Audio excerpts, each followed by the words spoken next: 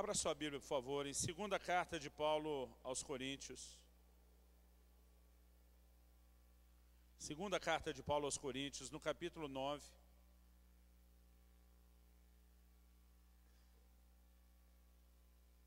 Nós vamos ler agora o versículo 5.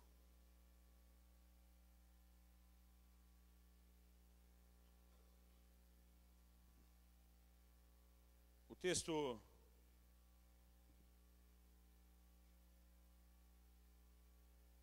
na verdade que nós vamos usar é mais do que o versículo 5, mas eu vou deixar para ir lendo os outros versículos depois. Por enquanto só o 5. Segundo aos Coríntios, capítulo 9, versículo 5. O texto diz assim: portanto, julguei conveniente recomendar aos irmãos que me precedessem entre vós e preparassem de antemão a vossa dádiva já anunciada, para que esteja pronta como expressão de generosidade e não de avareza. Eu gostaria que você repetisse essa última frase comigo. Diga: expressão de generosidade e não de avareza. Eu quero justamente tomar essa frase, expressão de generosidade, como o tema da minha mensagem hoje. E eu vou ler esse texto de novo, na NVI, que eu acho que já é a versão que está sendo projetada ali. Paulo diz: assim achei necessário recomendar que os irmãos os visitem antes. Esse antes é antes dele. E concluam os preparativos para a contribuição que vocês prometeram. Então ela estará pronta como oferta generosa e não como algo dado com avareza. O apóstolo Paulo está falando de uma oferta que já havia sido prometida pelos irmãos. Eles já haviam se comprometido, eles já haviam anunciado isso. Para você entender bem o que é essa oferta, em Atos, no capítulo 11, a palavra de Deus diz que desceram profetas de Jerusalém para Antioquia, e um deles, de nome Ágabo, dava a entender pelo Espírito que haveria uma grande fome. A Bíblia diz assim: a qual se cumpriu nos dias de Cláudio. E a Bíblia diz que os irmãos entenderam diante daquela palavra profética, já que Deus estava revelando que viria não só a fome, mas que a fome iria atingir principalmente os irmãos da Judéia. Eles entenderam que precisava fazer algo a respeito. O apóstolo Paulo começa a liderar então uma grande campanha, mobilizando várias igrejas, a fim de que pudessem abençoar esses irmãos que enfrentariam uma grande crise lá na Judéia. Em 1 Coríntios 16, nós percebemos que várias igrejas estão sendo envolvidas, porque ele diz assim: façam vocês o que eu já ordenei às igrejas da Acaia. E diz: no primeiro dia da semana, cada um ponha de parte, conforme a sua prosperidade. E diz para que não se façam coletas quando eu chegar. Então, novamente, a palavra dada é para organizar uma oferta que todo mundo já sabia que ia acontecer. Quando Paulo diz: eu enviei irmãos que me precedessem, que fossem à minha frente, para preparar vocês, o que é esse preparar? Não era avisar que teria oferta, porque todo mundo já sabia que teria. Não era pedir ao pessoal que separasse os recursos antes da hora, porque isso Paulo também já estava pedindo. Não era apenas dizer para eles: olha, nós queremos convencer vocês a participar dessa oferta que será feita. Eles mesmos já tinham se comprometido. Paulo deixa claro qual era o tipo de preparação que ele julga necessário. Ele diz para que, quando chegar a hora de ofertar, a oferta de vocês expresse o que Deus espera que deve ser expressado, que expresse generosidade e não avareza. A preparação dessa oferta, querido, não era informar que teria, não era convencer os irmãos a fazerem isso, não era nem apenas instruí-los a se organizar para esse momento, porque todo o restante dessas coisas já havia sido organizado. Paulo diz: o que eu quero preparar é a atitude de coração de vocês, para que a oferta de vocês expresse generosidade. E o que eu quero chamar a sua atenção: ontem nós gastamos os cultos de celebração para colocar um fundamento a respeito de que todo o nosso relacionamento com Deus tem que ser baseado em honra. E o que eu quero te mostrar hoje é que nossas ofertas, elas expressam algo, elas comunicam algo. Hebreus 11, capítulo 4, diz que a oferta de Abel ainda fala. Eu usei esse argumento ontem. Falou no momento em que foi ofertado, continua falando até hoje, porque nossas ofertas falam. há uma linguagem por trás delas. Elas estão declarando algo. Agora, Paulo diz que elas podem falar de generosidade ou podem falar de avareza. E nós precisamos entender tanto que é uma coisa como que é outra. Generosidade, querido, não é só a disposição de dar. Ela tem muito a ver com a alegria e o prazer de dar. Porque se a definição de generosidade fosse a disposição de dar, então a avareza seria a indisposição para dar. No entanto, é possível alguém dar alguma coisa, mas em vez de fazer isso de forma generosa, com prazer, com alegria, ele fazer isso de forma amarrada, emburrada, que na verdade está expressando o que está no coração. Então, entendendo que nossas ofertas falam, e que ou elas vão declarar generosidade ou avareza, nós precisamos entender por que que Paulo está pedindo a esses irmãos que a oferta deles expresse generosidade. Não é apenas porque ele tem necessidade que o volume financeiro da coleta seja maior. Na verdade, Paulo mostra em alguns momentos que a preocupação dele, quando entrava no assunto de oferta, não era o donativo, não era aquilo que as pessoas iriam entregar. Em Filipenses 4, no versículo 17 ou 16, um dos dois, ele diz assim: não que eu procure o donativo. Ele diz: eu procuro o fruto que cresça para a vossa conta. Paulo diz: a ensinar essas coisas, o meu interesse não é naquilo que vocês vão entregar. O meu interesse é no que pode ser liberado sobre a vida de vocês, se vocês fizerem a coisa certa do jeito certo. E eu quero compartilhar dentro dessa visão, querido, algo que pode ser uma revolução na sua vida. Ontem nós falamos que a nossa disposição de ofertar não deveria ser baseada em nenhum tipo de interesse, a não ser na disposição de honrar a Deus. Hoje eu quero mexer num outro ponto importante. E o primeiro deles que eu quero abordar aqui hoje, dentro dessa visão da expressão de generosidade, o primeiro aspecto é que o coração com que nós ofertamos, ele faz toda a diferença. Você pode repetir isso comigo? Diga: o coração com que ofertamos faz toda a diferença. Eu me lembro, alguns anos atrás, Deus me permitiu ter uma experiência interessante. Eu estava na casa de um empresário que levaram, para que a gente pudesse ter um almoço, um momento de comunhão. Quando o pastor me disse que no dia seguinte iríamos almoçar na casa de alguém que havia nos convidado, ele até tentou começar a falar a respeito do assunto. Eu lembro, falei: pastor, o que o senhor quiser fazer está bom, se o senhor me levar está bom, não precisa se explicar. Eu acabei cortando ele, e só no dia seguinte foi que eu entendi o que é que ele queria falar. Quando nós estávamos chegando, e ele disse: é aqui que nós vamos almoçar. Eu olhei e falei: isso não é uma casa. Eu brinquei com ele: isso é uma pequena cidade. Pensa numa casinha, irmão, de um quarteirão quase. E quando nós fomos chegando, eu fiquei realmente impressionado com aquilo, e já me bateu um certo desespero. Porque eu já me imaginei entrando numa casa de um padrão um pouquinho mais refinado, e eu conseguia ouvir o conselho da minha esposa falando na minha cabeça. Ela muitas vezes tem dito: meu amor, Deus tem te levado a tantos lugares distintos, você precisa aprender a se comportar um pouquinho melhor. Você não pode ser sempre tão esculhambado desse jeito. E eu estou olhando aquela casa, imaginando já como vai ser aquela mesa, e eu desesperado estou tentando lembrar todas as aulas de etiqueta que minha mulher já tentou me dar. Eu lembro quando sentei, olhei aquele monte de talher, ficava pensando: é de dentro para fora ou é de fora para dentro? Aquele monte de prata, dizia do maior para o menor, do menor para o maior.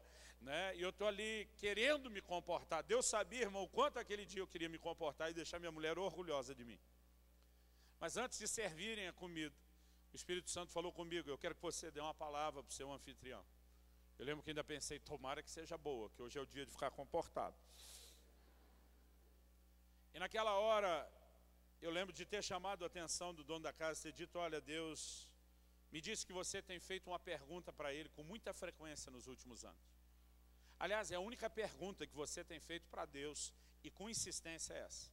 Você costuma até dizer para algumas pessoas: se você tivesse uma audiência com Deus e pudesse fazer uma pergunta, era essa pergunta que você ia fazer. Quando eu falei isso, ele me olhou e disse: é verdade, nos últimos anos só tenho feito uma pergunta para Deus, e eu falo exatamente isso que você falou. Ele me olhou e disse: vamos ver se você vai acertar a pergunta. Eu falei: a pergunta que você tem feito para Deus é a seguinte: por que o seu irmão, que é o seu sócio, meio a meio, 50-50, que tem o mesmo prolabore que você, que tem a mesma distribuição de lucros que você, que tira da empresa exatamente a mesma coisa que você tira. No entanto, esse seu irmão não é crente como você, então ele não dizima como você, ele não oferta como você, ele não investe em missões como você, e a sua pergunta para Deus é: como é que o seu irmão, que nem crente é, e nem dizimar ou ofertar, é algo que ele pratica como você, como é que ele prospera mais do que você? Quando falei isso, ele arregalou o olho e disse: pois essa é a única pergunta mesmo que eu tenho para Deus. Falei: Deus mandou te dar essa resposta, né, fatiada, eu vou dar ela em partes. A terceira parte, irmão, não vou nem falar aqui porque era algo pessoal. Tem que avisar, porque sempre tem um curioso depois para dizer: pastor, o senhor falou só duas. Tipo, eu não vou dormir se você não falar a terceira. Né? Então, sempre acontece isso. Já vamos deixar claro que eu vou parar aqui porque era muito pessoal.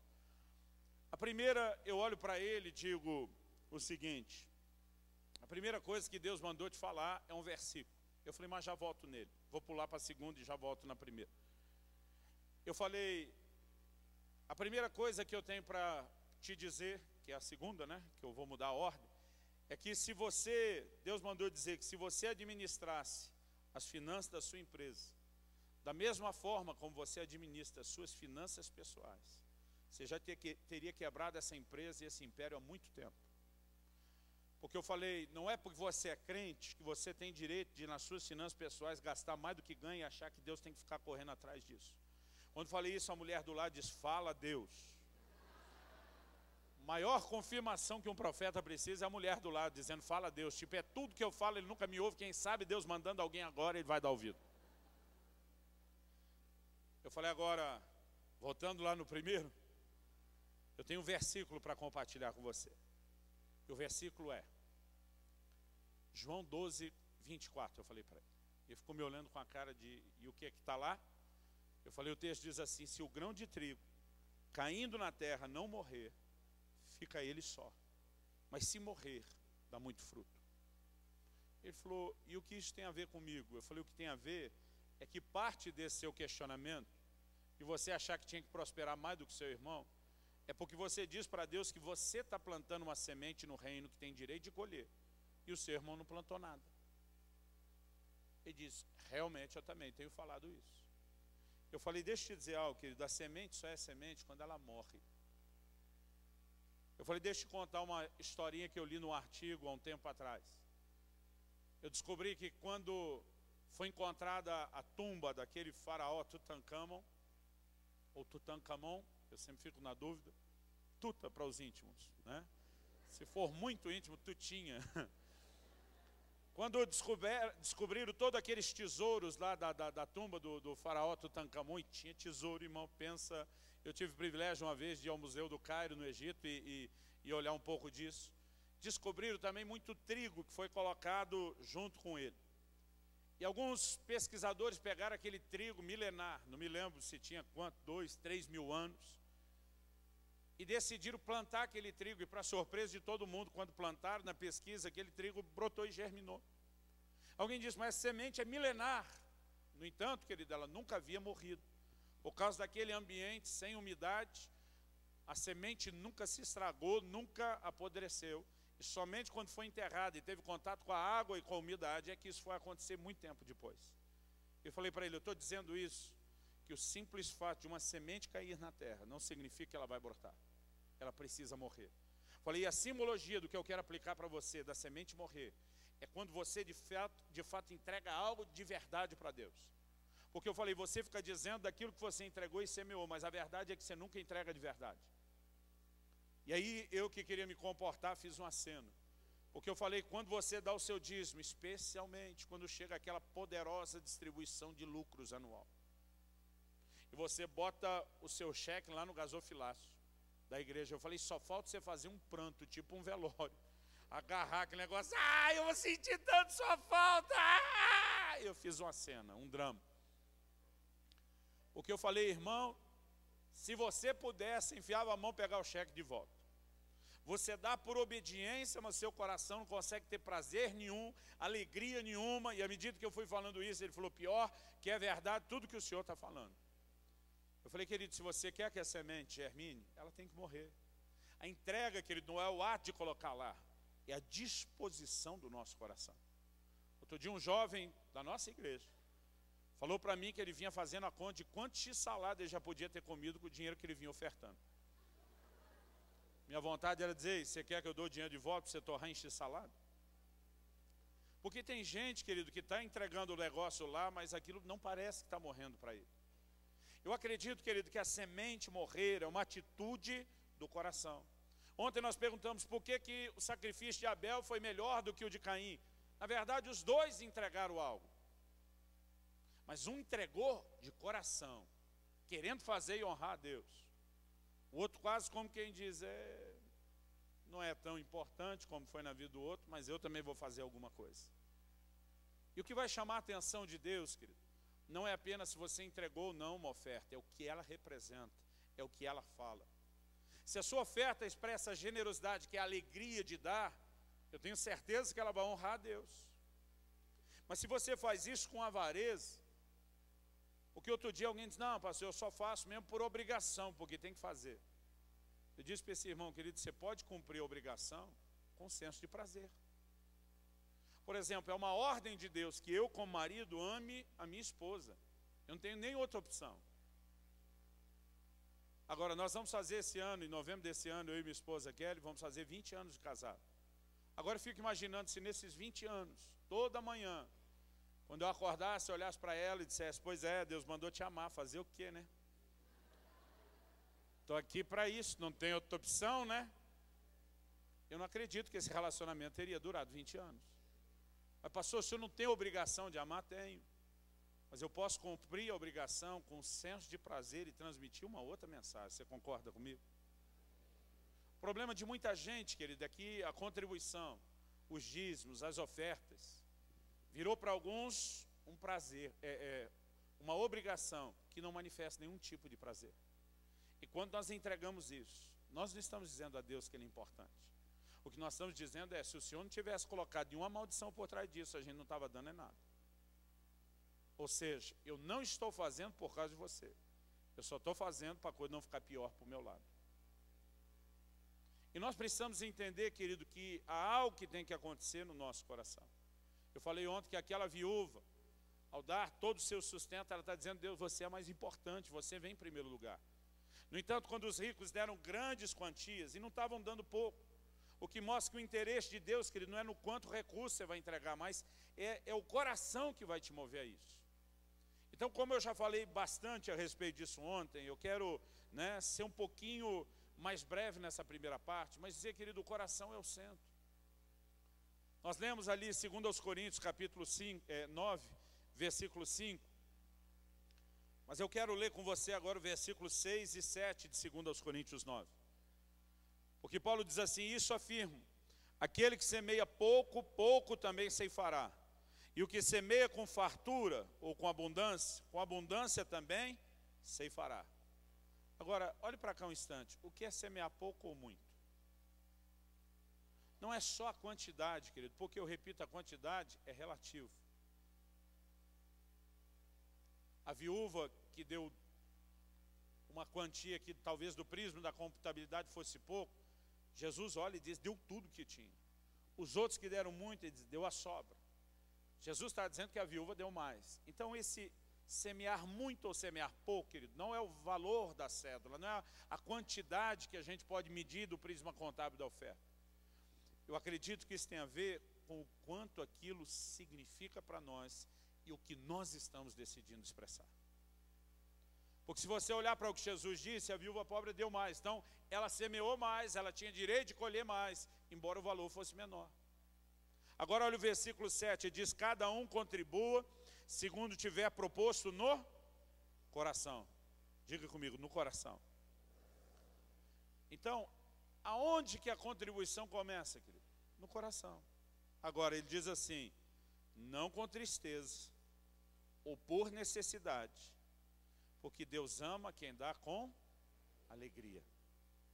Então ele diz, começa no coração, mas não tem que ser algo que, embora venha lá de dentro, seja por necessidade, nem que seja por obrigação, debaixo de peso.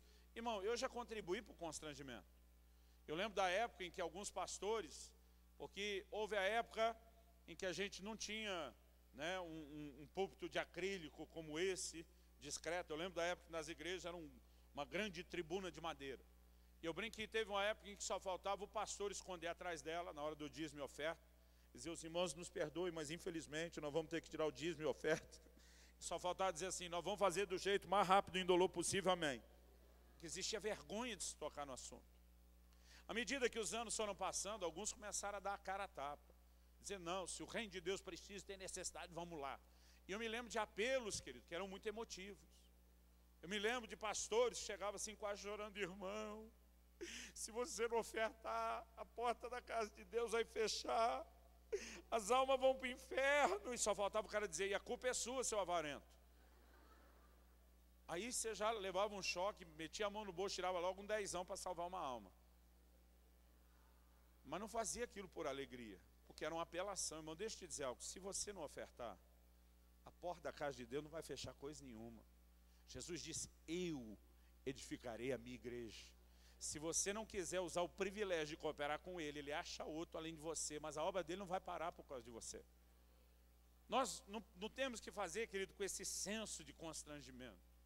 A Bíblia diz, Deus ama o que dá com alegria. Não significa que Deus não ama as outras pessoas, mas está falando de um prazer que ele tem naqueles que encontram o prazer ou a alegria de dar. Por que Deus tem esse prazer em quem dá com alegria? Eu creio que há alguns motivos. O primeiro deles é porque Deus é generoso. A Bíblia diz assim, Deus amou o mundo de tal maneira, isso de tal maneira é a tal ponto, tão loucamente. Qual foi a maior expressão do amor de Deus? A Bíblia diz, Deus amou o mundo de tal maneira que deu o seu próprio filho. O ato de Deus de doação, que ele dá a maior expressão do amor dele. Tiago escreve e diz assim, tem algum de vós falta de sabedoria? Peça a Deus, que a todos dá liberalmente. A Bíblia diz que Deus dá com liberalidade, com generosidade, é assim que ele gosta de atender. Diz que ele faz infinitamente mais do que tudo aquilo que pedimos ou pensamos. Deus é generoso. E eu creio que todo pai, querido, espera que os seus filhos se inspirem, falando diferente de Deus da gente, nós como pai terrenos, apesar de conscientes, querido, da nossa limitação, a gente quer ser uma inspiração para os filhos. Eu me lembro do dia que meu filho olhou bem na minha cara, alguns anos atrás, falou, pai, quando eu crescer, eu quero ser um homem de Deus que nem você. Ele disse, quero pregar como você prega, quero mover nos dons do Espírito como você move. Ele falou, e o mais importante, eu quero ter o caráter de homem de Deus que você tem demonstrado para mim. Irmão, pensa num menino que podia pedir o que quisesse naquela hora. Pensa num pai bobo, né? Feliz. Porque ciente de toda a limitação, eu quero ser um espelho, eu quero ser uma inspiração. Eu quero que ele olhe para aquilo que eu tenho de bom e diga, eu quero reproduzir isso na minha vida. Agora, irmão, se a gente que é falho, humano, limitado, consegue ter esse desejo, essa alegria, você imagina Deus, o quanto Ele não quer que a gente se pareça com Ele? Efésios 5:1 diz que nós temos que ser imitadores de Deus. Um dia minha filha tocou no assunto proibido, ela está com 14 anos agora, mas na época ela devia estar com 10 ou 11. Ela mexeu no assunto proibido de casamento. Pensa num pai ciumento. Um dia ela falou, pai, você sabe que quer você goste disso, quer não, um dia eu vou me casar. Eu falei, claro que vai, filha, mas eu vou derrubar uns 3 primeiro.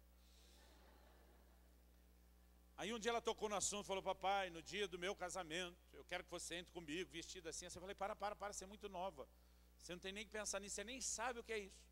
Quando eu falei, nem sabe, ela olhou para mim e falou, ih, pai, já até sei o tipo de marido que eu quero.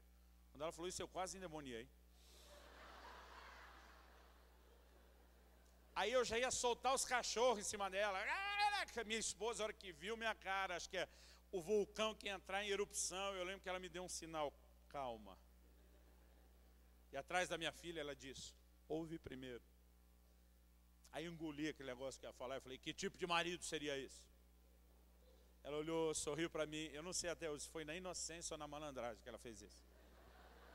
Mas ela sorriu para mim e falou, alguém que me trate como você trata a mamãe. Irmão, aí como é que eu vou falar que está errado, cara? Mas para não perder apoio, eu falei, difícil achar um desse, menina. Mas quer queira, quer não. Eu lembro quando ela saiu depois, minha esposa falou, ela te quebrou, né? Eu falei, claro que quebrou. dizendo que o pai é uma inspiração, a gente esquece ciúme, esquece tudo, né? Porque todo pai que ele tem prazer em ver os filhos olhando em algo, se inspirando, se espelhando em algo. E esse Deus que é generoso, em primeiro lugar, ele quer reproduzir essa natureza, essa característica dele em nós. E eu acredito que esse é o motivo maior para a Bíblia falar dessa realização de Deus, que Deus ama o que dá com alegria. Então, o coração com que a gente oferta faz toda a diferença, querido, não só por uma expectativa de Deus quanto à oferta, mas por uma expectativa de Deus quanto àquilo que eu e você devemos ser. Você pode dizer amém? Um dia eu perguntei, pode dizer amém? O engraçadinho falou, posso. Não devia ter dado ideia para vocês, né?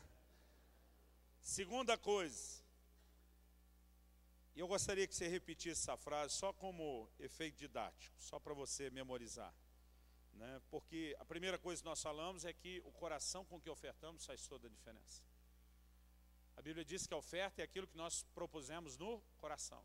Então, só para resumir o primeiro ponto. Aliás, em Atos 5, Ananias ouve de Pedro a seguinte palavra: porque encheu Satanás o seu coração. Ele disse, você está mentindo ao Espírito Santo, ou seja, quem começou a trabalhar aí no seu coração foi o Espírito Santo. Mas agora você deixou o cão entrar e abortar o processo. Então não só a oferta começa no coração, querido, mas o reino espiritual, tanto Deus como o diabo, vão tentar influenciar o coração. E deixa eu te dizer algo, tem muito crente que acha que esse assunto da oferta e de contribuição não é importante. Irmão, deixa eu te dizer, as pessoas não brigam pelo que não tem valor. Você não vai ver duas pessoas na rua brigando por um pedaço de pau ou um galho de árvore. Porque ninguém briga pelo que não tem valor. Agora, Deus e o diabo, brigando pelo coração do homem na hora da oferta, não me diga que isso não é importante. É mais do que a gente consegue imaginar. Quando o anjo de Deus aparece a Cornélio em Atos 10, ele diz assim, as tuas orações e as tuas esmolas, que é um dos níveis de contribuição além do dízimo e oferta. Ele diz, tanto a oração como as esmolas, ele diz, subiram para a memória diante de Deus. O que nós fazemos nessa área, querido, é tão espiritual quanto nossas orações e chega diante de Deus, tanto quanto as nossas orações. Ok, segunda parte que eu quero falar. Nossa atitude, repita isso comigo, nossa atitude determina a revelação de Deus que a gente tem. Vira para o vizinho ao seu lado, fala para ele, a sua atitude determina a revelação de Deus que você vai ter. Então, eu quero te mostrar, querido, por que é importante a atitude de generosidade e não a atitude de avareza. Porque a sua atitude, ela determina a revelação de Deus que você vai ter. Deixa eu dizer algo que ultimamente está virando testemunho já. Eu tive um pai só. Eu não tive dois pais, foi um só. E eu estou brincando que está virando testemunho porque, infelizmente, isso já está virando a realidade de muita gente. Mas esse um pai só, que não foram duas pessoas distintas, ele muitas vezes tinha comportamento tão diferente, a ponto de nem parecer o mesmo. Tinha hora que eu encontrava esse pai feliz, sorridente, me elogiando. Tinha hora que eu encontrava esse pai bravo, aborrecido, pronto para me disciplinar. E não é porque ele sofria de bipolaridade, nem de esquizofrenia. Os momentos em que eu encontrava ele feliz, contente, pronto a me elogiar, é quando, por exemplo, eu vinha com um boletim com notas boas. Eu nunca apanhei por tirar nota boa na escola. Alguém aqui já apanhou por tirar nota boa da escola? Eu nunca apanhei. Por outro lado, nunca vi meu pai feliz quando os vizinhos vinham reclamar de alguma coisa que a gente tinha aprontado. Aquela carinha de feliz elogiando, ou a cara de bravo disciplinando, tinha a ver com o quê, querido? Com aquilo que eu tinha feito. Outro dia um irmão me perguntou, pastor, Deus é bom ou é severo? Falei, eu tenho duas respostas para você. Ele falou, qual é a primeira? Eu falei, a primeira é os dois. Romanos 11, 22 fala da bondade de Deus e da severidade de Deus. Então ele não é um, ele não é outro, ele é os dois. Eu falei, mas se o senhor já respondeu isso na primeira, qual é a segunda resposta? Eu falei, a segunda resposta é depende. Porque o mesmo texto diz, para com os que creram, bondade. Para com os que caíram, severidade. Então, o que você vai descobrir do que Deus é, tanto bom como severo, depende da sua atitude. Da mesma forma que eu, como meu pai, eu descobri a bondade ou a severidade por causa da minha atitude. Na nossa relação com Deus não é diferente. Porque o que a Bíblia ensina, querido, é que nossas atitudes determinam a revelação de Deus que a gente tem. Então eu quero que você abra comigo agora no Salmo 18, 25 e 26. Salmo 18.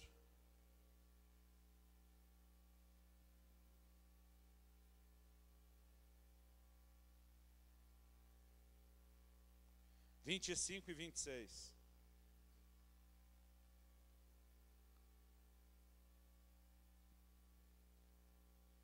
O texto diz assim: para com o benigno, benigno te mostras. Na versão, na NVI eu vou ler como está ali. Ao fiel te revelas, porque se mostrar é se revelar. Te revelas fiel. Ao irrepreensível te revelas irrepreensível. 26. Ao puro te revelas puro, mas com o perverso reages à altura. O texto começa dizendo: ao fiel Deus revela o quê? Fiel. Porque a sua atitude de fidelidade vai te levar a ter uma revelação da fidelidade de Deus. Por outro lado, o texto diz: ao irrepreensível Deus vai se revelar irrepreensível. Ao puro ele vai se revelar puro. Porque naquela área, querido, onde nós temos uma atitude correta, nós vamos provocar uma revelação de Deus naquela própria área. Para com o fiel te mostras fiel, para com o puro te mostras puro, para com o irrepreensível te revelas irrepreensível. Se você segue essa linha de raciocínio, para com o generoso, Deus vai se revelar o quê? Generoso. Então, a minha atitude de generosidade vai me levar a ter uma revelação da generosidade de Deus. Agora, o texto diz que para com o perverso, Deus não se mostra perverso. O texto diz que ele reage à altura. Por quê? Porque não há perversidade em Deus. Não existe essa característica em Deus para ser revelada para o perverso. Então, Deus não tem nada dele para mostrar para quem tem atitude de perversidade. Então, Deus o resiste. Quando você entende essa linha de raciocínio, para com o avarento, Deus não vai se mostrar avarento, porque não há avareza em Deus. Mas ele não pode tocá-lo, muito menos revelar sua generosidade. Irmãos, essa atitude de avareza ou de generosidade, ela tem um poder tão intenso, tão extraordinário na nossa vida, que eu acredito, se a gente de fato compreendesse isso, a gente ia tomar como uma medida quase desesperadora, mais do que urgente, consertar isso na vida da gente. Quem foi o camarada que teve a revelação de Deus como Jeová Jireh, o Deus da provisão na Bíblia? Quem foi? Vou ter que fazer que nem a professora na classinha de criança. Agora vocês terminam com o ão, gente. Eu fiz a professora, você faz as crianças. Em Gênesis 22. Agora, quando é que ele tem a revelação de Deus como Jeová Jireh, o Deus da provisão? No momento que ele está indo entregar a Deus o que ele tem de melhor. E a revelação que ele tem, querido, não é apenas provisão de coisas materiais e financeiras. A maior provisão que Abraão enxergou antes de ver qualquer necessidade material sendo suprido, foi Deus providenciando a salvação na pessoa de seu filho Jesus. Porque quando ele e Isaac estão indo em direção ao Monte Moriá, o menino que já é grandinho começa a pensar e diz: papai, nós não estamos indo para fazer um sacrifício? Sim, meu filho. E diz: eu estou vendo que a gente está levando fogo, a lenha, o cutelo. Papai, está faltando nada não? Cadê o bichinho? Cadê o animal do sacrifício? Ninguém vai fazer um sacrifício sem levar o animal. Agora, Abraão não está levando o animal, querido, porque o sacrifício é outro. Durante muito tempo, eu achava que a resposta que Abraão dá para Isaac era só para enrolar o menino. Porque se eu sou Isaac, irmão, e o velhinho diz: sacrifício é você, eu digo: então me pega na corrida. Eu ia dizer para Abraão, ia dizer para Deus que ia me matar, pega na corrida, que o velhinho não vai pegar não. Então eu achava que Abraão, para enrolar o menino, ele diz: Deus proverá para si o cordeiro do sacrifício. Agora, sabe como Jesus narra esse episódio? Jesus diz no Evangelho de João: Abraão viu o meu dia, e se alegrou. Quando Jesus fala isso, a turma olha e diz, você não tem 50 anos, vai dizer que você viu Abraão. Eles estão retrucando isso para dizer, você não está aí há tanto tempo, você não é uma espécie de Highlander, né, que conheceu Abraão e está durando até hoje. Mas Jesus não está falando que Abraão viu a pessoa dele. Ele está dizendo que Abraão viu o seu dia. Abraão anteviu a sua vinda. Quando? No momento em que ele estava dizendo, Isaac, Deus proverá para si, porque isso é problema dele, não é nosso. O cordeiro do sacrifício, sabe o que ele está dizendo? Chegará o dia, meu filho, em que não só você vai escapar da morte por um cordeiro substituto, mas cada um de nós será inocentado da morte, porque o cordeiro que foi morto antes da fundação do mundo vai nos substituir. Agora, como é que Abraão, querido, um cara que não tinha conhecimento de nada do que está por vir, consegue entrar nesse nível de revelação? Porque o camarada que tem a atitude de dizer, eu estou disposto a entregar o meu próprio filho, é que consegue captar o coração do Deus, que também está dizendo, e eu também estou disposto a entregar o meu. É a sua atitude que determina a dimensão de revelação que você tem. A generosidade de Deus, e eu olho para alguns crentes, eu tenho dó, eu tenho misericórdia. Eu não sei se é porque eu que sou fascinado por milagre de provisão, desde criancinha. Eu ouvia meus pais contando as histórias dos missionários no campo, dependendo de Deus, e o socorro chegando de forma sobrenatural.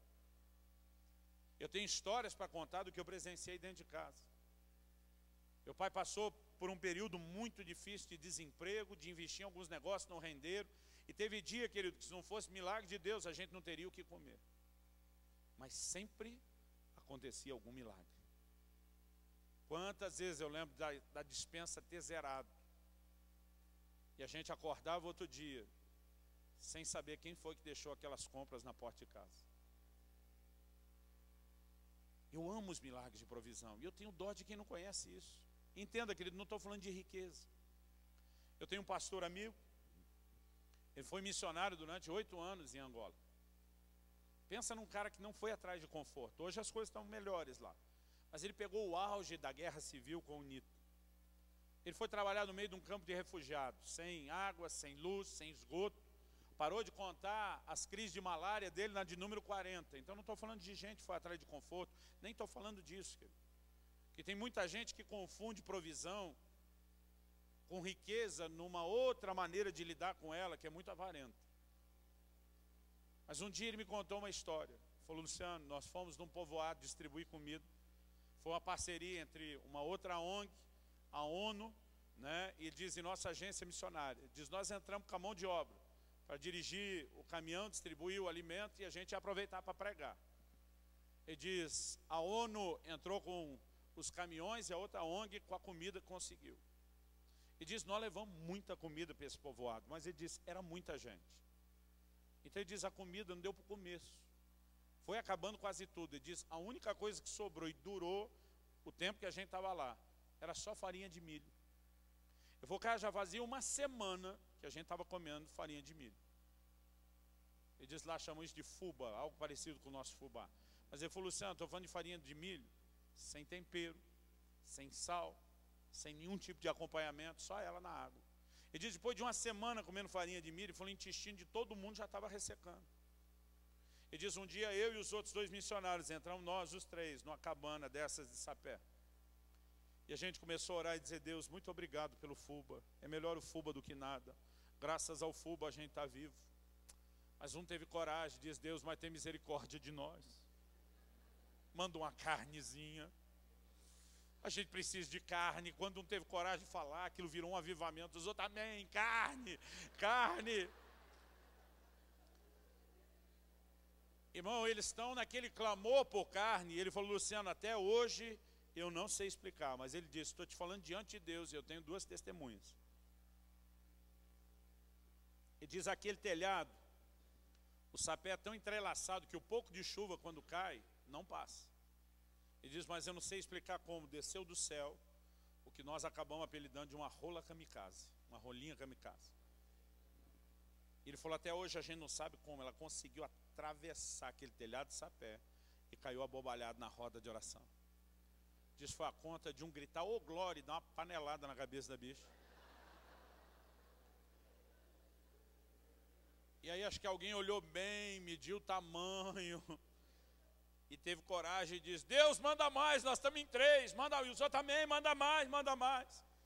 Ele falou: enquanto a gente estava orando, ele diz: veio a segunda e veio a terceira rolinha kamikaze. Eu não estou falando de você sair atrás de algo, do negócio se jogar na sua frente.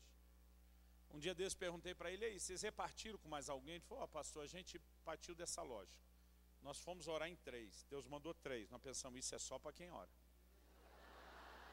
Quem não estava ali nem tocou no negócio.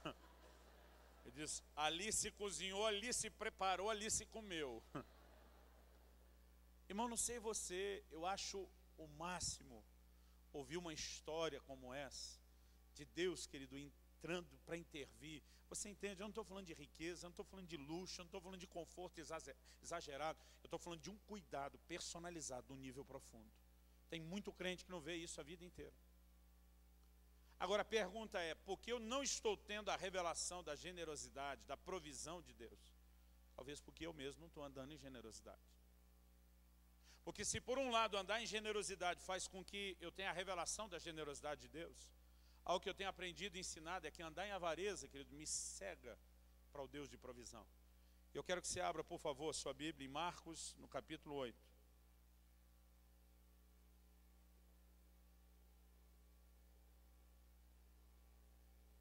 Evangelho de Marcos, capítulo 8.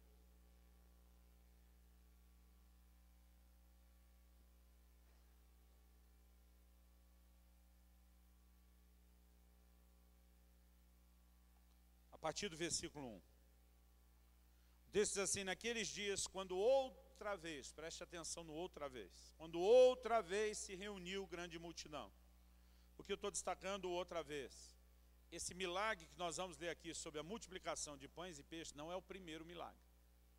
A primeira multiplicação que Jesus faz está em Marcos 5. Aqui em Marcos 8 é a segunda vez que ele vai fazer isso.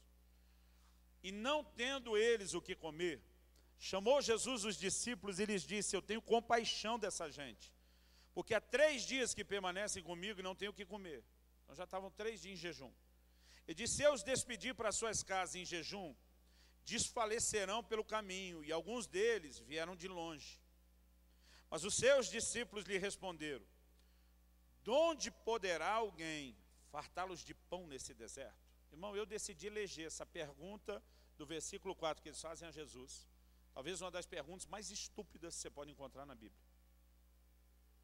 Irmãos, cabeçudo dos discípulos, com o perdão da palavra, estão diante de Jesus, a maior fonte de provisão encarnada.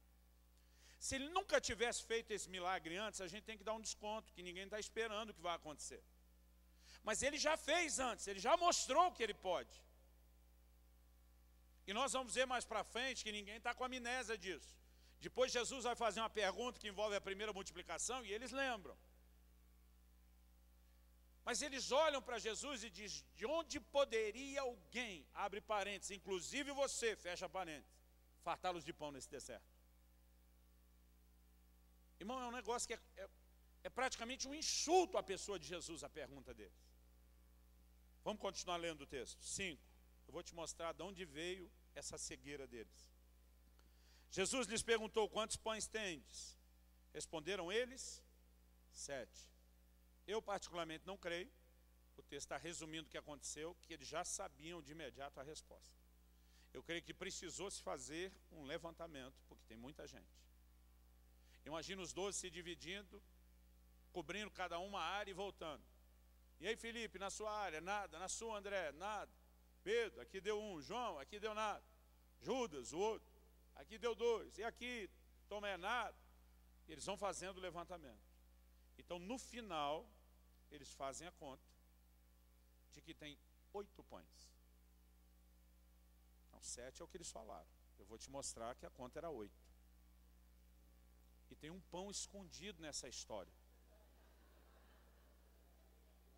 E é por trás desse pão escondido, não é Jesus pão da vida, não, é um pão igual aos outros 7. É por trás desse pão escondido e da avareza de não querer entregar, que eu vejo todo o desenrolar dessa história. Vamos continuar lendo. Ordenou ao povo, versículo 6, se assentasse no chão. E tomando os 7 pães, os que foram entregues, Partiu-os após ter dado graça e os deu a seus discípulos para que esses os distribuíssem, repartindo entre o povo.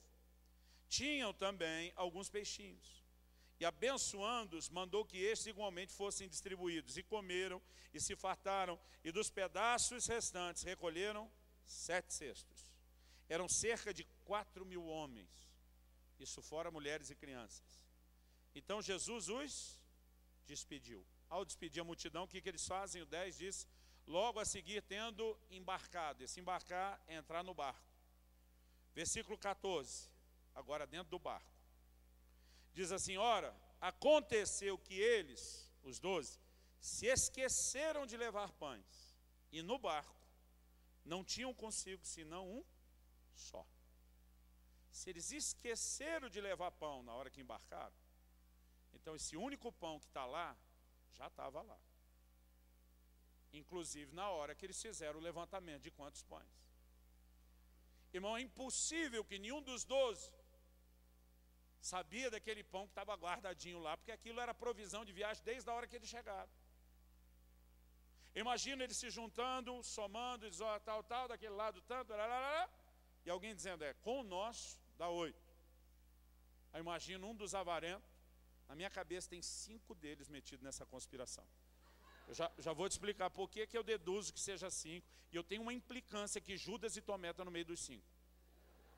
Judas pela avareza, que todo mundo sabe, Tomé pela incredulidade. Eu boto os dois juntos assim, fácil. Imagino um deles dizendo, 7, mas é 8. 7, mas é 8. Deixa o nosso quieto. Na primeira multiplicação tinha mais homens, 5.000 homens. Eram só 5 pães, ele resolveu. Agora já tem 7 pães, mais do que para menos gente do que antes, deixa o nosso quieto. E eles resolveram deixar o deles quieto. Não entregaram para Jesus. Agora, vamos continuar lendo, versículo 15. Preveniu Jesus, dizendo, vede, guardai-vos do fermento dos fariseus e do fermento de Herodes. Agora, Jesus tocou no assunto fermento, a consciência deles disparou. Todo mundo acha que ele está falando de pão literal. O Evangelho de Mateus explica, ao usar o termo fermento, ele falava da doutrina dos fariseus. Mas eles acharam que era pão. Versículo 16, discorriam entre si, aqueles zum, é que não temos pão. Agora olha o 17, Jesus, percebendo que eles estão discorrendo entre eles, lhes perguntou, por que discorreis sobre não terdes pão? Agora, olha as perguntas que Jesus vai fazer e tenta deduzir você acha que ele está feliz com eles. Ainda não considerastes, nem compreendestes, tendes o coração endurecido, tendo olhos não vedes, sendo ouvidos não ouvis. E aqui o tempo fechou, irmão. Não vos lembrais de quando partiu 5 pães para os 5.000? Quantos cestos cheios de pedaços recolheste? Responderam eles, 12. Então todo mundo lembrava da primeira. Porque na primeira multiplicação se recolheu 12 cestos cheios. Mas a gente leu que dessa vez foi só 7. Agora, Jesus primeiro pergunta, vocês lembram da primeira? Sim. Então ele diz, me diga quantos cestos voltaram? Eles respondem, 12. Agora, por que 12, irmão? Não precisa de nenhuma lógica profunda. Porque eles eram em 12 discípulos ou apóstolos. E cada um deles voltou com o seu cesto cheio. Ou seja, todos os 12 na primeira vez voltaram com 12 cestos cheios. Agora, olha a próxima pergunta de Jesus, versículo 20. E de quando partir os 7 pães para os 4.000? Vocês se lembram quantos cestos cheios de pedaços recolheram? Responderam, 7. Dessa vez não é 12. Quando eles dizem que é 7 em vez de 12, olha Jesus no 21. Ao que lhes disse Jesus, não compreendeis ainda? Na tradução da Bíblia, na linguagem de hoje, do pastor Luciano Subirá, a minha própria, diz que ele diz assim, alô? Sabe o que ele está dizendo? Todos vocês, na primeira vez, voltaram com o cesto cheio. Agora, 5 de vocês estão com o cesto vazio. Não caiu a ficha de vocês ainda não? Por isso que eu creio que 5 deles estavam metidos na conspiração do pão escondido. Porque quem age com avareza, querido, além de não... Jesus disse, vocês têm olhos, não veem. Vocês têm ouvidos, não ouvem. coração de vocês está assim tão duro, vocês não conseguem entender quem que está... Irmão, tenta imaginar o desabafo de Jesus. Na primeira vez eu usei 5 pães para alimentar 5.000 homens. Agora eu usei 7 pães para alimentar 4.000 homens. Eu creio que na entrelinha está a pergunta de Jesus: vocês acham que um pão não daria para nós 3, seus cabeção? É a fonte de provisão que continua ali, o coração deles continua duro. Porque o que impede a gente receber um milagre de provisão, querido, não é a falta de vontade da parte de Deus de fazer alguma coisa. É a falta de revelação da nossa parte do que é a generosidade ou provisão de Deus. E isso só vai ser produzido em mim e você quando nós decidimos andar primeiro em generosidade. É por isso que Jesus diz: dai e ser-vos-á dado. Não é uma troca. Tem gente que acha que isso é barganha. É que a minha disposição de dar vai abrir os meus olhos para entender qual é a disposição de Deus de também me dar. Agora, quando eu decido reter, se ao dar me é dado, quando eu decido reter, me é retido. É exatamente assim que funciona o reino espiritual. Agora, qual é o problema, querido, de quem está dando com avareza? Ele não está atrapalhando Deus. Você acha que porque você ofertou 10 reais a menos por causa de um coração avarento, que isso vai fazer falta para Deus? O problema, querido, não é para ele. O problema é para a gente. Porque quando nos falta generosidade e entrou avareza, isso nos impede de entrar num lugar mais profundo em Deus. Eu quero trazer um desafio ao seu coração hoje. Um dos maiores desafios que nós temos é aprender a andar em generosidade. Isso não é só quando estamos na igreja, querido. A gente precisa enxergar pessoas. A Bíblia diz: o que se compadece do pobre, empresta ao Senhor, e este lhe retribuirá o benefício. Tudo aquilo, querido, que a gente faz para os outros, a gente deve ter uma visão de que não estamos só fazendo para os outros. É uma oportunidade de fazer para Deus. Aliás, não foi o que Jesus disse? Eu tive fome, vocês me deram de comer. Eu tive sede, vocês me deram de beber. Eu tive frio, vocês me vestiram. Quando é que fizemos isso? Que nem a gente lembra ter feito isso para você. Jesus disse: quando vocês fizeram para os pequeninos, vocês fizeram para mim. Agora ele está dizendo que quando a gente nega para os necessitados, a gente está negando para ele. Quando eu faço para os outros, é como se fizesse para ele, eu tenho direito de receber dele. Quando eu me recuso a fazer, é como se eu me recusasse a fazer para ele, não tenho direito de receber dele. Outro dia um irmão desabafou comigo: pastor, falar para você uma coisa, você sabe que eu nunca ganho presente de ninguém? Eu falei para ele: com certeza você também não dá. Quem falou? Eu falei: você falou. É impossível, querido. Deixa eu te mostrar. A sua atitude, ela não determina só a revelação de Deus que você vai ter. Essa atitude que determina a revelação, por causa da revelação, também determina os resultados. Então diga comigo: minha atitude determina os resultados que eu vou ter. Abre comigo em Provérbios 11, 24, por favor. Provérbios 11, 24.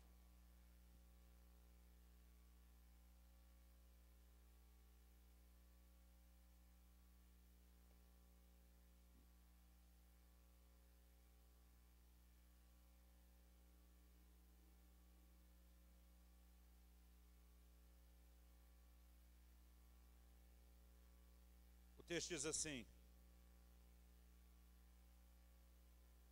há quem dê generosamente e vê aumentar suas riquezas.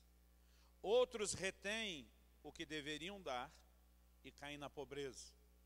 Atualizado traduziu assim: a quem dá liberalmente ainda se lhe acrescenta mais e mais. Mas ele diz: ao que retém mais do que é justo, ser-lhe-á em pura perda. Agora olha o 25. A alma generosa prosperará, e quem dá a beber será descedentado. A NVI traduziu assim: o generoso prosperará, e quem dá alívio aos outros, alívio receberá. Irmão, isso é a lei bíblica de dar e receber.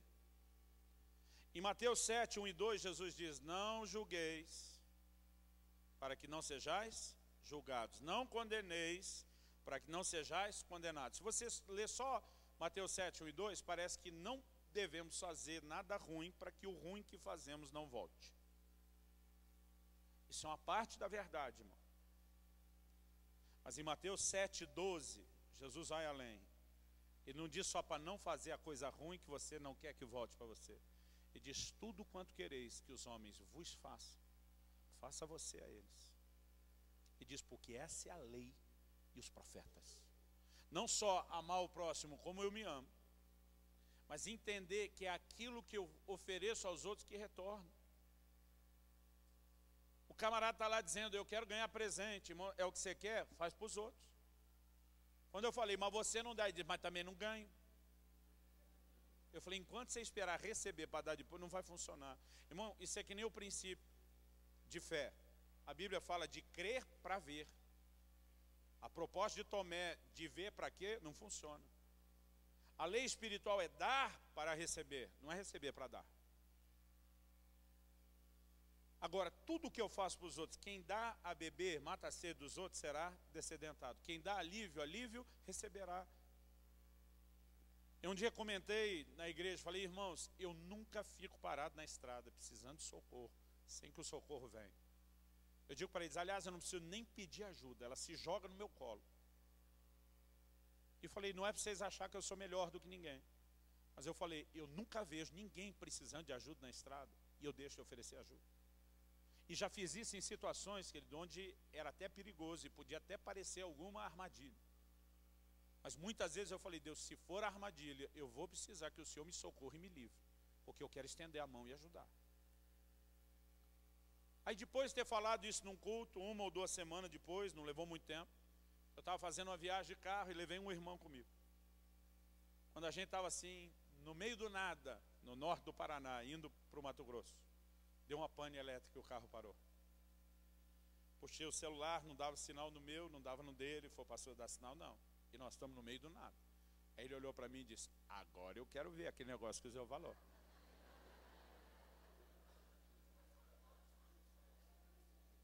Eu saí do carro, falei: então, nós vamos esperar. Você decide se espera aí dentro, se aqui fora.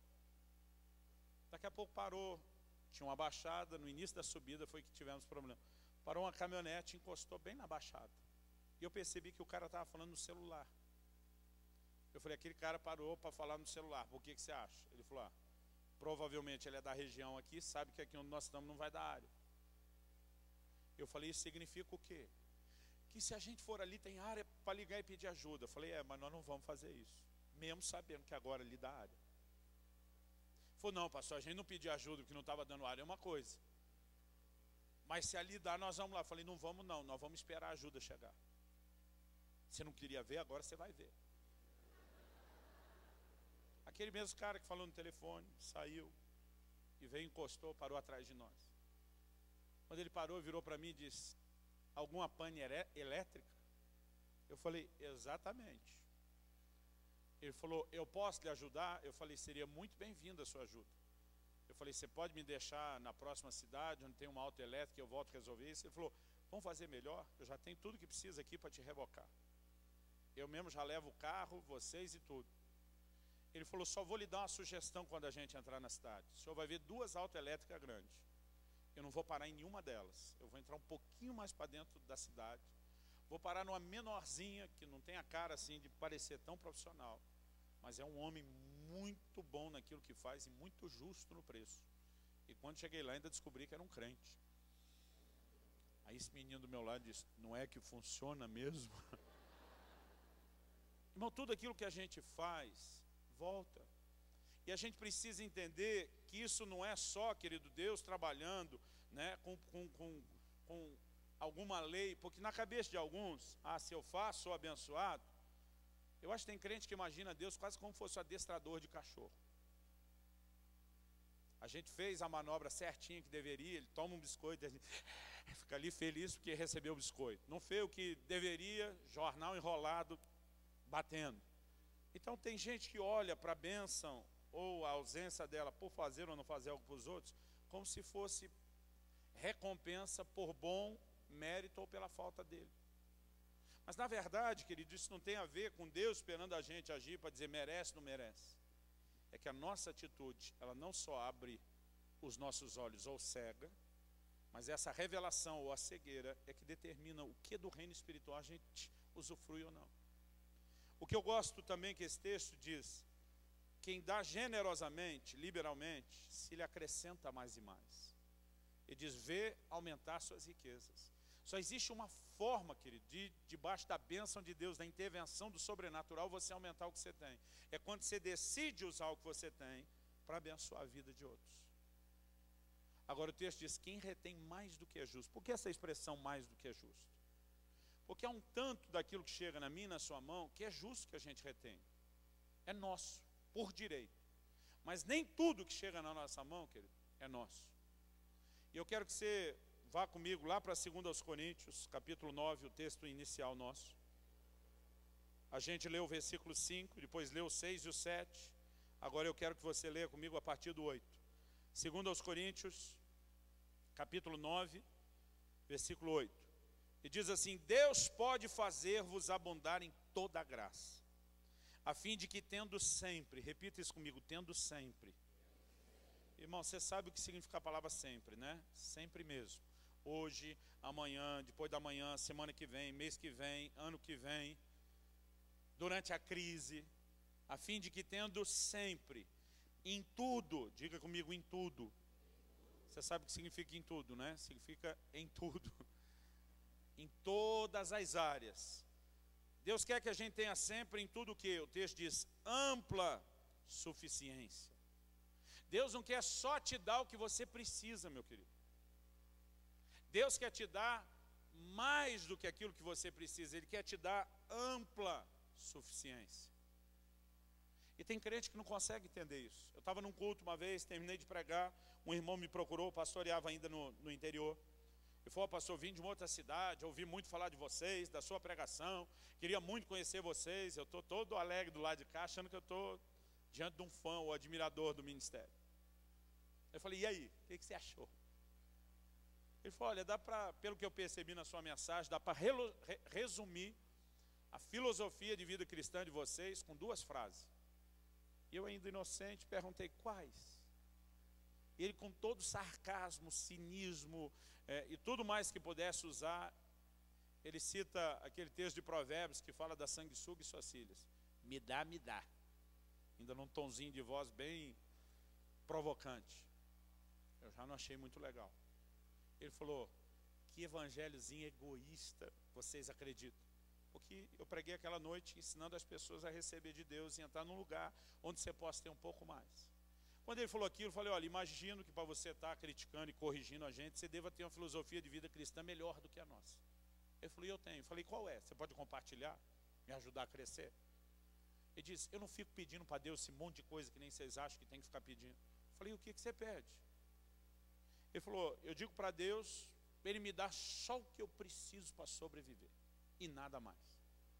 Eu falei, isso você pede? Ele falou, é. Eu falei, você ainda acha bonito? Claro, porque eu não sou egoísta como você. Eu falei, não, a sua boca te condena. Se tem alguém egoísta aqui é você. Porque se você recebe de Deus só o que você precisa para sobreviver, você não está pensando em mais ninguém além de você. A definição de egoísmo não é quanta coisa você quer, é para quem que você quer. E não importa se você está pedindo pouco, você só está pedindo para você. Eu falei, deixa eu te dizer o que eu acredito na nossa filosofia de vida cristã que você está zombando. Deus não quer dar só o que eu preciso. E para mim está claro lá em Efésios 4, 28. Paulo diz, o que antes roubava, agora não roube mais. Antes trabalhe fazendo com as mãos o que é justo. Ele diz assim, não só que a gente agora depende de negócios lícitos e honestos, mas ele diz, para que tenha o suficiente para si e para socorrer ao necessitado. Meu querido, Deus não quer dar só o que você precisa, porque se Deus der só o que você precisa, você não tem nada para fazer por mais ninguém. Deus quer te dar o que você precisa e mais um pouco. Porque o plano de Deus, querido, não é parar em você. Olha o texto diz aqui, a fim de que tendo sempre ampla suficiência em tudo, e de superabundez em toda boa obra. Diga comigo, boa obra.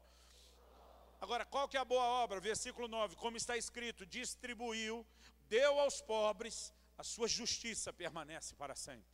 Versículo 10, ora, aquele que dá semente ao que semeia e pão para alimento. Vamos olhar essa definição também.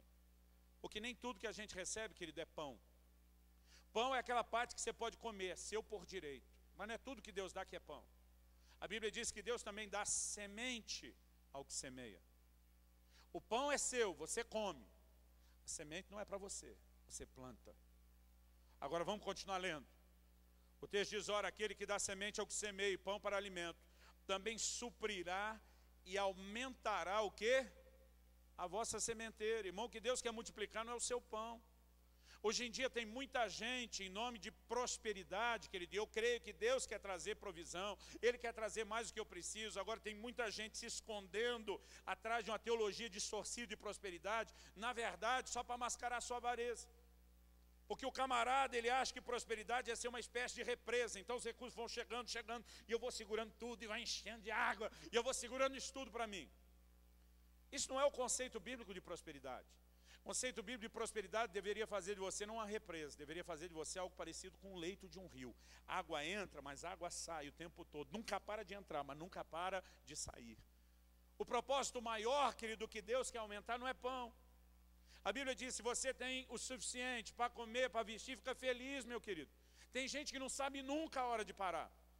Primeiro ele queria a casa própria, depois ele descobriu que era uma casinha. Ele queria uma casona própria, ele conseguiu. Ele queria uma maior ainda, ele conseguiu. Mas agora eu quero a de praia, conseguiu. Agora eu quero a de campo. Nunca tem fim.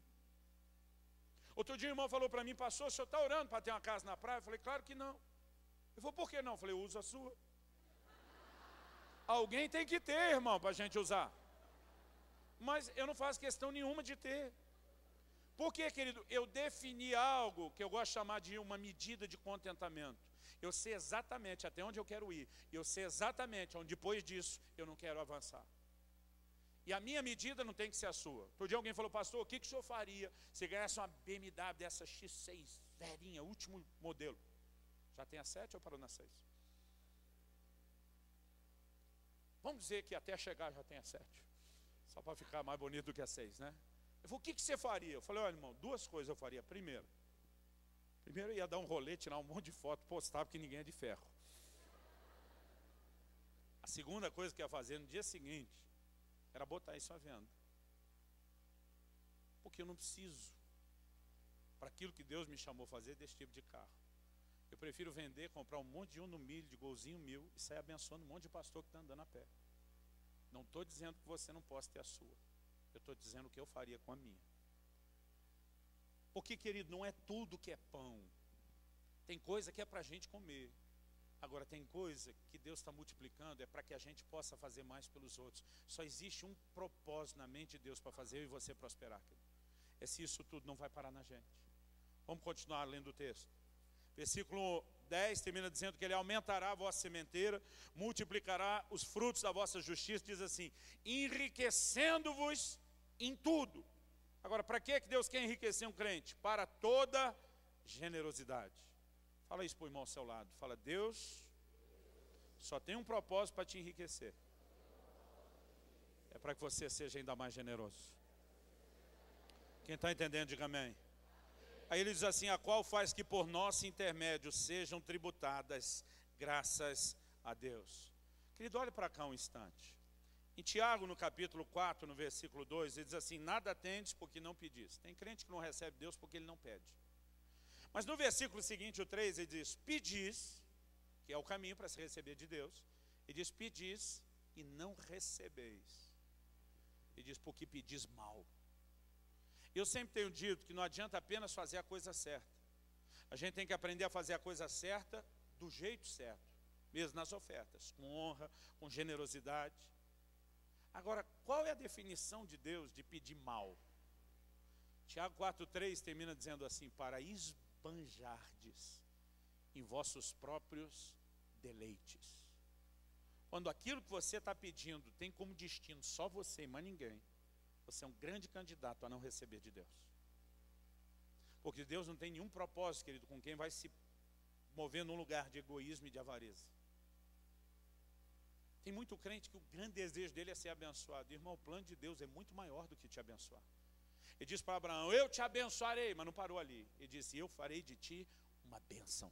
Deus não quer só que você seja abençoado, Deus quer fazer de você um abençoador. Porque o propósito da bênção é você transbordar e replicando na vida de um monte de gente. Qual é a razão pela qual você quer algo de Deus? Se é só para você, você é um grande candidato a não receber. Agora, se você vai enxergar mais do que você é um grande candidato a receber. Aliás, quer saber uma das melhores formas de chamar a atenção de Deus na Bíblia? É quando você não está focado só em você. A Bíblia diz, enquanto Jó orava pelos seus amigos, Deus mudou o cativeiro dele. Ele não estava orando por ele, ele estava orando pelos outros. Um anjo de Deus aparece para Cornélio e diz, as suas esmolas, o que você faz pelo pobre, pelo necessitado, chamou a atenção, subiu para a memória diante de Deus, chamou a atenção de Deus para você. Nós precisamos ter um coração, querido, que enxergue muito mais do que só o nosso próprio umbigo, só nós mesmos. E ao nos importarmos com os outros e entendemos a verdadeira razão pela qual Deus quer dar recurso, pense em algo que poderá ser ativado no reino espiritual, querido. É essa atitude correta de generosidade. Quem está entendendo, diga amém. Esse assunto tem me feito refletir bastante. E eu espero que isso de alguma forma possa te ajudar. Eu queria que você já ficasse em pé para parecer que está acabando. Eu sei que dá um psicológico. Cleito.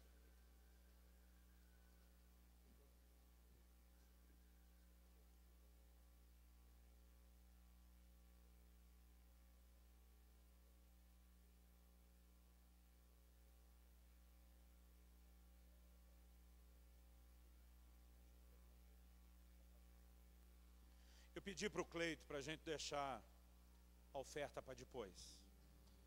E a razão pela qual eu pedi para deixar isso para depois, querido, e Deus é minha testemunha, não é para tentar emocionar você e te fazer dar uma oferta maior. Aliás, o que é mais importante, querido, é a gente entender o prazer do coração e a disposição de dar. Eu acho importante quando Paulo diz, eu não estou atrás do donativo. E diz, eu procuro o fruto que cresça para a vossa conta. Eu gostaria, querido, que antes de termos esse momento final, você pudesse orar, colocar seu coração diante de Deus e dizer, Deus, eu não quero ser controlado pela avareza, eu não quero ser controlado por mamon, eu não quero ser controlado pelo egoísmo. Eu quero ter um coração como o seu, que reproduza aquilo que você é. E eu quero te dar a oportunidade, obviamente, de ofertar ao Senhor como parte do nosso culto e da nossa adoração. Mas eu quero lançar um desafio maior, ainda mais importante. Eu gostaria que a gente pudesse se exercitar de uma forma muito prática nessa noite. É algo que Deus tem me incomodado a fazer sempre quando eu falo nesse assunto. Eu gostaria que ninguém, nenhuma pessoa saísse desse lugar sem tomar no seu coração a decisão de dar alguma coisa para alguém. Não precisa ser aqui, não precisa ser agora, mas eu gostaria que pelo menos você pudesse tomar uma decisão. Talvez Deus vai colocar no seu coração alguém que está passando por alguma necessidade. Talvez você diga, pastor, eu não tenho dinheiro para dar. É verdade. Mas você pode repartir comida, você pode repartir roupa. Talvez você sinta de dar um presente para alguém e você diga, eu não tenho dinheiro para comprar, mas você pode pegar aquele perfume pela metade, aquele brinco, aquele relógio, aquele sapato. Não existe desculpa, querido, para a gente não dar. Eu acredito que Deus quer trazer um batismo de generosidade no nosso coração. E eu quero te desafiar, querido, a orar, a pensar a respeito disso. E no momento que vocês vierem à frente, eu pedi para o pessoal trazer, e nós vamos deixar um monte das caixas do meu livro aqui na frente. Uma questão de honra. Porque eu quero muito, querido, que você seja abençoado com o conteúdo que está aí. E se de repente você está com vergonha de chegar lá e ter que se explicar, eu quero te dar a liberdade de vir e pegar o seu aqui. Eu não vim atrás do seu dinheiro, eu não ganho nada com os meus livros. E cada vez mais eu vejo milagre atrás de milagre. Mas eu quero tentar colocar na sua mão, querido, algo que vai te ajudar a se aprofundar no entendimento, que não vai mudar só a sua vida financeira. Antes de mais nada, que ele vai mudar a sua relação com Deus. E na hora da oferta, mesmo se você não tiver algo específico para ofertar, eu quero te dar a liberdade de você vir à frente. E se você, quiser, pode pegar o material. É lógico que eu gostaria que isso ficasse para os que estão aqui hoje. Tem irmão que já pensa, já vou levar uma caixa para minha célula. Aí também não, porque a gente quer poder atender quem está aqui. Mas eu quero que antes de vir à frente ofertar, que você ore e pense. A gente faz 1, 2 vezes por ano.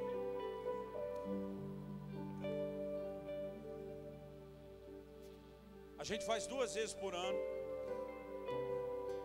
Às vezes 2 vezes por ano. O que nós chamamos lá do culto do dar. A gente tem uma data certa onde todo mundo tem que levar alguma coisa para dar para alguém. A gente diz, não importa se as coisas estão difíceis. Tem gente que dá um vale, já o que vai dar depois, vale um bolo de cenoura com cobertura de chocolate. Mas todo mundo tem que dar alguma coisa para alguém. Porque a gente quer se exercitar na generosidade. Talvez mais do que só deixar a caixa, se a gente pudesse ter mais gente aqui segurando os livros na mão para entregar, fica mais fácil. Eu quero que você faça a sua oração. Fala com Deus agora. Espírito Santo, só você, Espírito Santo, pode encontrar aquele lugar profundo em nós. As Escrituras dizem que a tua palavra é como uma espada afiada de 2 gumes, que penetra até a divisão de alma e espírito, e é apta para discernir os intentos do coração. Nós oramos que essa palavra hoje possa trazer à tona a condição do nosso próprio coração. Nós precisamos crescer em generosidade. Nós precisamos romper e quebrar, ó Deus, com toda a atitude de avareza. E nós queremos fazer isso hoje diante do Senhor. Nós queremos que se inicie aqui agora um processo, ó Deus. Um processo. Onde de fato sejamos levados a um novo lugar, a um novo nível diante do Senhor. E nessa hora nós não queremos apenas te ofertar, mostrando gratidão, amor, adoração. Nós queremos aproveitar esse momento para expressar generosidade, Senhor. E nós oramos e nós clamamos, recebe a nossa expressão de generosidade, a nossa decisão de agir de forma diferente a partir de hoje, em nome de Jesus. Enquanto a música está sendo ministrada,